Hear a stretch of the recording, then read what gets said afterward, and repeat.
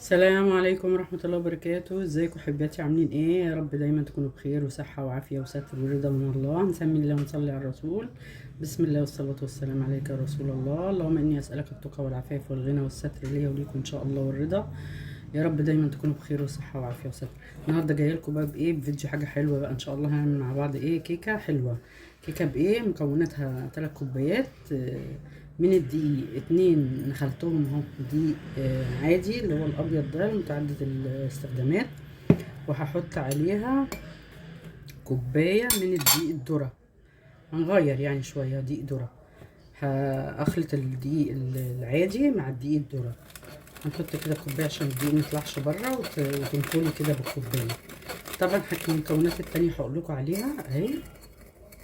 حضرت كوبايه زيت، مش كوبايه كامله زيت، لا يعني نص زيت ونص سمنه بلدي. انت بقى عايزه تعمليها زيت كلها اوكي، عايزه تعمليها سمنه براحتك. انا حطيت نص ونص عشان تبقى طعمها حلو. وطبعا البيكنج باودر والفانيليا كلكم عارفينه. هوريكم انا الحاجات دلوقتي اللي انا هحطها اهي.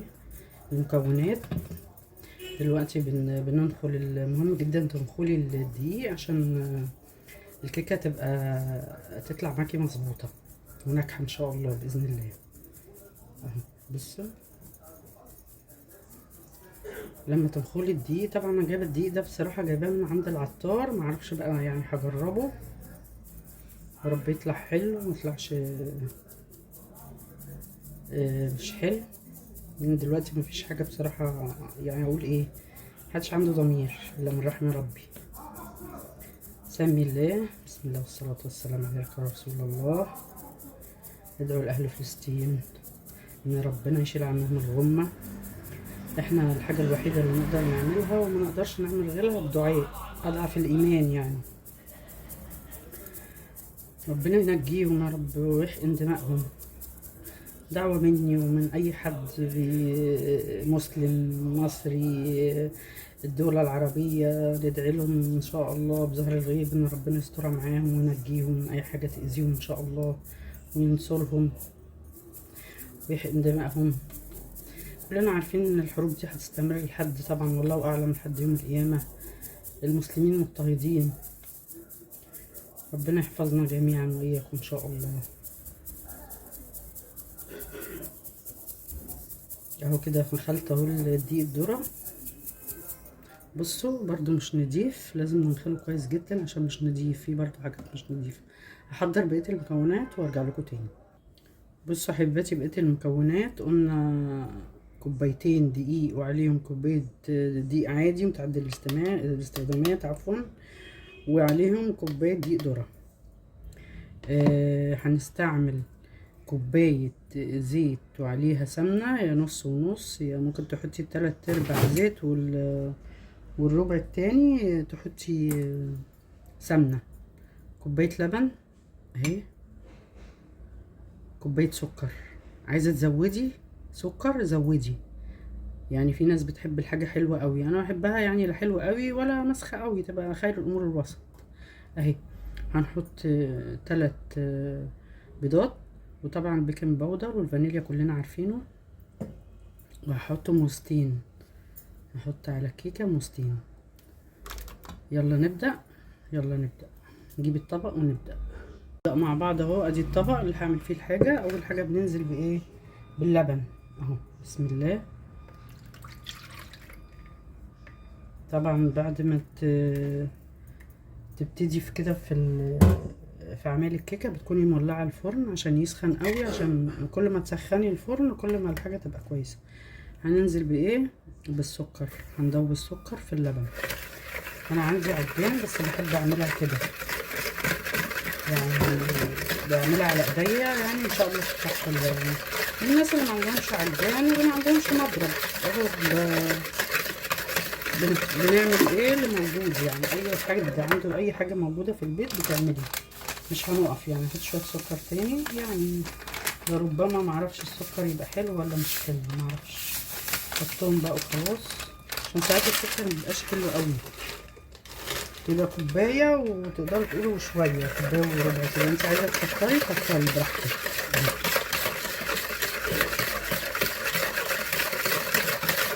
افضل اقلب كده السكر لحد ما يدوب.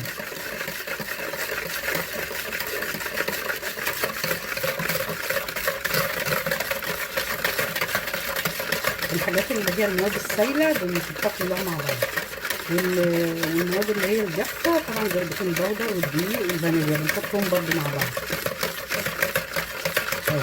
نفضل كده نلف كده اهو لبن السكر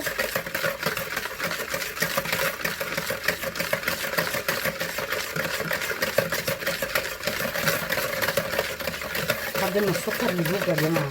لازم نضرب الحاجه كويس.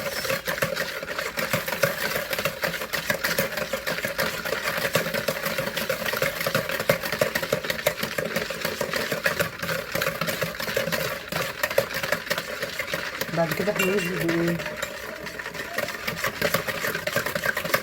هننزل بالزيت ونقلبه برضو شويه اهو. ننزل بالزيت برضو اهو.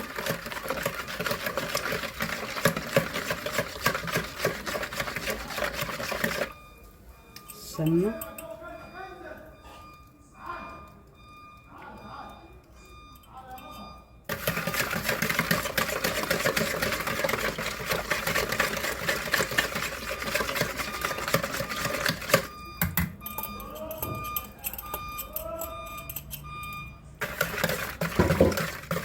برضو نقلب شويه اهو. بسم الله الرحمن الرحيم. بسم الله والصلاة والسلام على رسول الله. اللهم خرجني من حول ولا قوة إلا حول ولا قوة المسلمين. ده جميل جدا يا بنات. بتبقى مكسلة تعبانة مش قادرة تقوم تعمل حاجة، تقولي الدعاء ده جميل جدا. حبيت تلاقيكي فوقتي كده وقمتي بقيتي زي الفل اهو. نفضل نقلب كده برضو.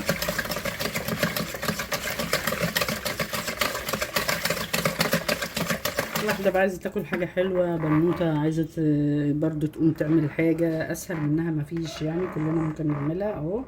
هنحط ايه تاني؟ البيض بقى، 3 بيضات اهو. بسم الله الرحمن الرحيم. ادي 1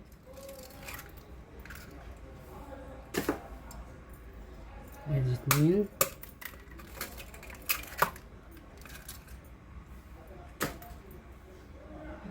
قشرة وقعت عفوا. قبل ما نحط الحاجات الجافة نحط معلقة صغيرة جدا خل.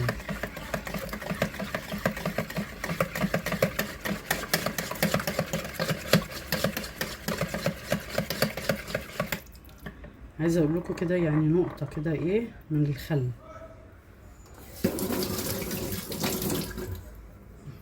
الخل ده محسن برضو حلو. حط كده يعني بصوا في الغطا كده بتاع معلقة صغيرة اهي في الغطا اهي بس كده. نحط برضو ذرة ملح، مننساش ذرة ملح. صلوا على الرسول عليه الصلاة والسلام.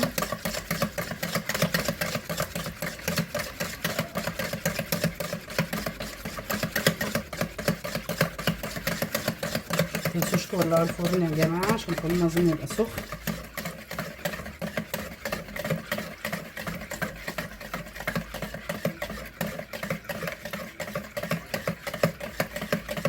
هننزل بايه بقى؟ بالمواد الجافة. المواد الجافة اللي هي ايه؟ دي هنزل ايه واحدة واحدة اهي، مش كله لا، واحدة واحدة. دي حاجة في السمنة تقريبا عايزة اشيلها، نزلت اهي. بسم الله الرحمن الرحيم اهي. هنزل ايه واحدة واحدة اهي عشان تخدمي الكيكة كويس. ولازم تقعدي تلفي فيها كده بالمضرب مش تطلع كويس. ما تنسوش تحطوا البيكنج باودر والفانيليا.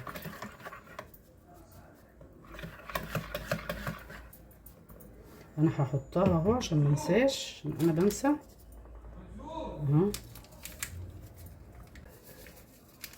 عشان ما ننساش، عشان ساعات بننسى ونسهى. نحط ذرة ملح كمان، ذرة بس صغيرة اهي بس كده. نلف بقى.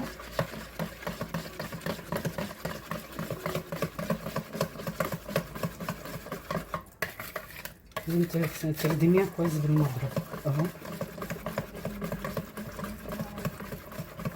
طبعا حتة الموز اللي هتحطيها لازم تقطعيها شرايح رفيعة.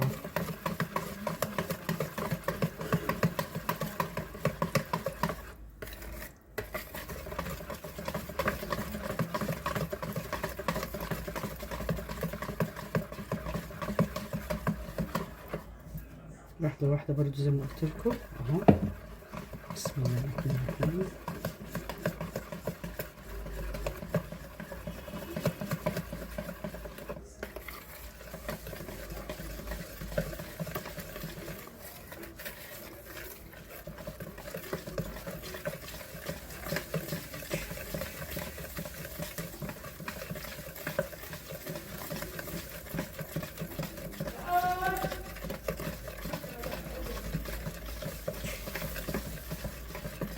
نفضل نخدمها كده نلفها كويس اهي.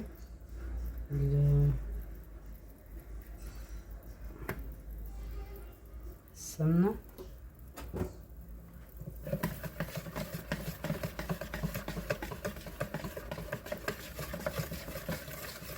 زي ما انتم شايفين كده اهو.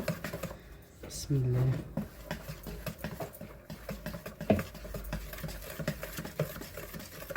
طبعا تحضري الصينية بقى، البايركس اي حاجة عندك تدهنيها كده زيت، تدهنيها حتة سمنة براحتك عشان ما تلزقش منك.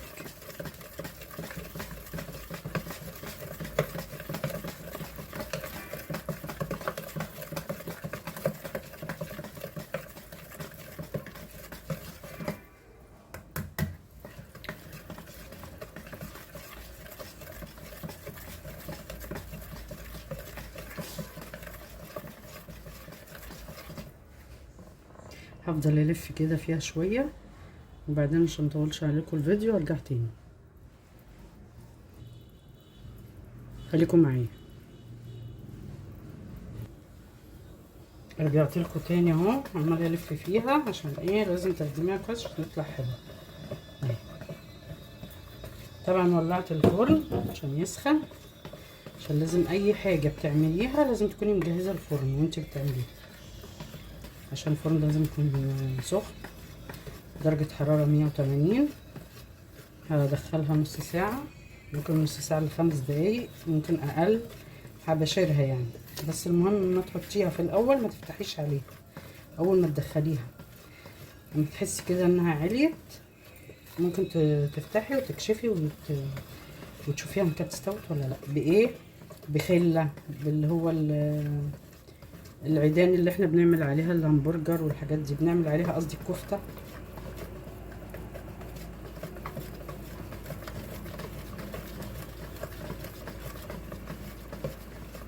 ممكن تعمليها من غير دقيق ذره طبعا براحتك، بس انا بالدقيق الذره جربتها حلوه عجبتني، قلت يعني اعمل تغيير يعني كنوع من التغيير اهو.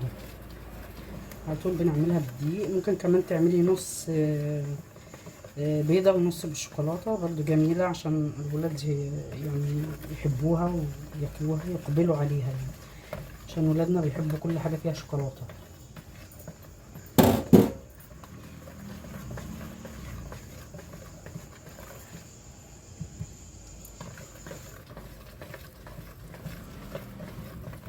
طبعا هخرط الموز طرنشات وهحط الموز هنا، وانا بلفها بعد ما الفها شويه كده هحط الموز عليها، وبعدين هحطها في الصينيه واوريكم بقى هنعمل ايه.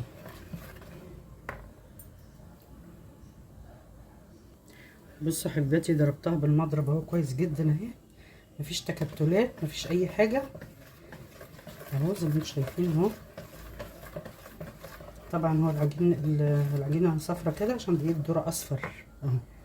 هنحضر بقى صينيه اهو، صينيه مدهونه بزيت بسمنه زي ما انت عايزه اهي، دهنتها كويس عشان ما تلزقش اهي.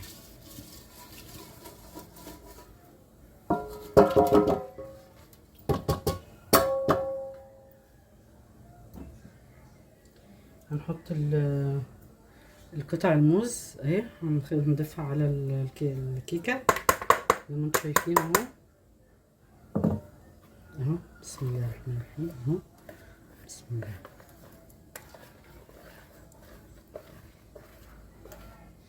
هننزلها بقى في الصينيه اهو. بسم الله الرحمن الرحيم. حاجه حلوه بقى تعمليها في البيت، ممكن تزوقيها من فوق كده بحته كريمه شوكولاته، تعمليها كريمه شوكولاته كده. عارفين حته الجاتوه وصلت كام؟ 25 و30 جنيه الحته. يعني احنا ليه ما نعملش كل حاجه في بيتنا عشان ولادنا اهو. طبعا حطيتها اهو كلها، هدخلها الفرن لما تطلع من الفرن ان شاء الله هوريها لكم. ماشي.